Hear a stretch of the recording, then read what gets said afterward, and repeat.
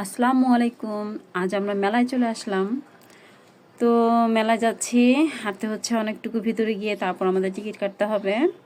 এদিকে আমার মেয়ে একটু পর বলতেছে, আম্মু আমাকে কোলে নাও কোলে নাও। এই তো আমার ভাতিজা পাশে লাফিয়ে লাফিয়ে এগিয়ে যাচ্ছে। তো ওকে বললাম যে তুমি একটু ওর সাথে হাত ধরে হাঁটো, তাহলে হয়তো বা সে হাঁটবে। তো একটু পর বলে, মামনি করে নাও, পা ব্যথা করছে, আর হাঁটতে পারবো না। এখনও তো আমরা ঢুকেই নেই, তার মধ্যেও যদি বলে পা ব্যথা করছে, তাহলে তো ঘোরাটাই মাটি হয়ে যাবে। এই তো সেদিন অনেক রোদ ছিল, শীতও ছিল, তো রোদে তাকাতেও পারছিলাম না। তো এই তো আমরা মেলার ভিতরে অলরেডি প্রবেশ করে গিয়েছি। আমার মেয়ের আবার এই জায়গাটা খুবই পছন্দ ছিল, এদিক দিয়ে পানি আসতেছিল। তো পানিটা যখন ছিটে আসে আমার ভালোই লাগতেছিল, একটু একটু গরম লাগতেছিল। তো তো আমার মেয়ে ওই জায়গাটা খুব পছন্দ হলো। সেখান থেকে যাবেই না, কিছুতে ভিতরে ঢুকবে না, শুধু বলতেছে মামুনি আমি এখানেই থাকবো। আমরা এখন ভিতরে ঢুকে গেলাম। ভিতরে ঢুকে কিছুক্ষণ দাঁড়িয়ে থেকে দেখলাম কোথায় কি, এদিকে আচারের একটা স্টল দেখতে পাচ্ছি, আর এদিকে অনেকগুলো দোকান ভিতরে। আরও আমরা একটু বাইরে দাঁড়িয়ে আছি, ওরা আবার ফ্রেশ হচ্ছে। তা আমরা একটু ভিতরে ঢুকবো, আমাদের যা যা টার্গেট আছে সেগুলো শুধু কিনেই আমরা ঝটপট কাজ সেরে ফেলবো আর কি। তো এই তো আমরা চাদর কেনার উদ্দেশ্যে আসছি। তো আমরা চাদর দেখতেছি, অলরেডি আমাদের চাদর পছন্দ হয়ে গেছে, আমরা চাদর অলরেডি কিনেও ফেলছি। তো দেখা যায় চাদর কেনার পরে পরে দেখা যায় আরও অনেক চাদর পছন্দ হয়ে যায়। এটা যে কোনো জিনিসই, এটা যে কোনো মেয়ের বেলায় মনে হয়, কিছু জিনিস কেনার পরে পরে দেখা যায় আরও অনেক কিছু পছন্দ হতে থাকে। আমার ক্ষেত্রে সেটা হয়ে থাকে।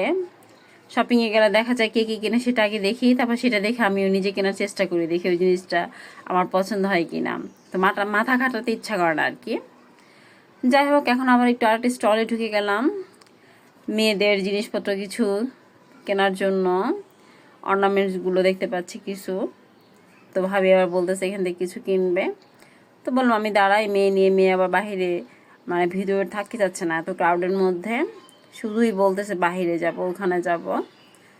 তো এই তো কিছু জিনিস চয়েস করলাম, কিনে নিলাম। তো এত দাম জিনিসের ধরাই যাচ্ছিল না, তো ওর মধ্যেই কিছু জিনিস তুলে নিলাম পছন্দ করে। ভাবি আবার একটু দিবে আমাদেরকে গিফট, সেটাও কিনে নিল। এদিকে আমরা দুইটা মানুষকে খুব মিস করতেছি, আমাদের সাথে নাই ওরা। তো তোমাদেরকে কিন্তু খুব মিস করতেছি, ঠিক আছে? ভিডিওটা দেখলে নিশ্চয়ই বুঝতে পারবে, তোমাদের কথা কিন্তু আমরা মনে করেছি। আমি তো আমার ভাস্তিও আবার সে দেখতেছি সে কি কিনবে। এখন বের হয়ে গেলাম, বের হয়ে আবার দেখতেছি কিছু কেনা যায় কি না।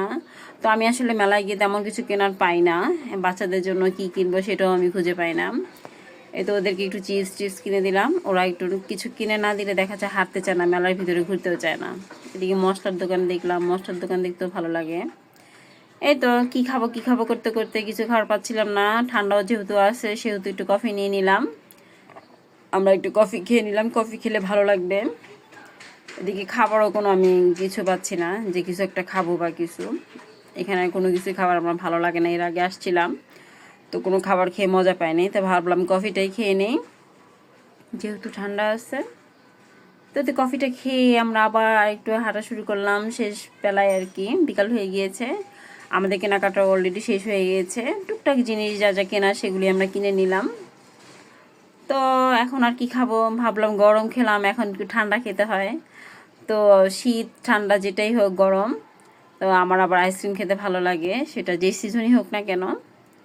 তো বললাম আমরা একটু আইসক্রিম খেয়ে নিই, তো আইসক্রিমটাও খেয়ে নিলাম। তো আমার ভাতিজি সেও আবার আইসক্রিম খাবে, ওকে তো দেওয়া হবে না, তারপরও সে খাবে, সে চকলেটটা খেলো, আমরা আবার ভ্যানিলা ফ্লেভারের আইসক্রিমটা খেয়ে নিলাম।